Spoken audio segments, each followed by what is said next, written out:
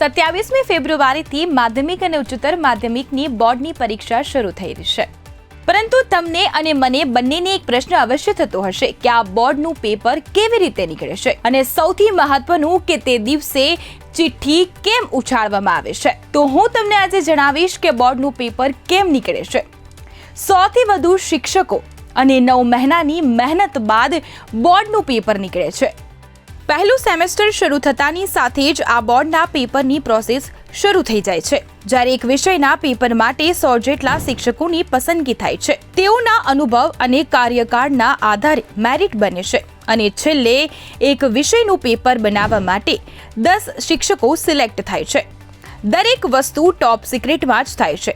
હવે પેપર બનાવનાર શિક્ષકના મોજા પણ તે સમયે કાઢી દેવામાં આવે છે. શિક્ષકોને પેપર નીકાળતી વખતે હાઈ સિક્યુરિટી રૂમમાં લઈ જવામાં આવે છે. તેમની પાસેથી મોબાઈલ, પેન, પેપર, પર્સ, મોજા બધું જ બહાર મૂકવામાં આવે છે. અહીંયા તેમને એક બુક આપવામાં આવે છે જેમાંથી તેમને તે ક્વેશ્ચન પેપર સેટ કરવાનો ટાસ્ક પણ હોય છે. તે 10 શિક્ષકોમાંથી કોણ કેટલા પેપર સેટ કરશે તે બોર્ડ દ્વારા નક્કી કરવામાં આવે છે. હવે તે પેપર જાય છે નિરીક્ષકના હાથમાં. તે જોડણી અનેક ભૂલો કાઢે છે અને સરળ, મધ્યમ અને અઘરા પેપરની કેટેગરી નક્કી કરે છે અને અંતે તે પેપરને સીલ કરવામાં આવે છે. બાદમાં તેને સ્ટ્રોંગ રૂમમાં લાવવામાં આવે છે.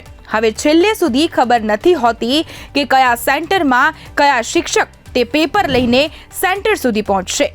તો ચિઠ્ઠી ઉછાળીને તે નક્કી કરવામાં આવે છે અને પછી તે શિક્ષક સેન્ટર સુધી પહોંચે ત્યાં સુધી તેમનું GPS ચાલુ રાખવામાં આવે છે અને જ્યારે પરીક્ષામાં ગેરહાજર વિદ્યાર્થી હોય છે તો તેનું પેપર સીલબંધ રાખીને પાછું મોકલવામાં આવે છે.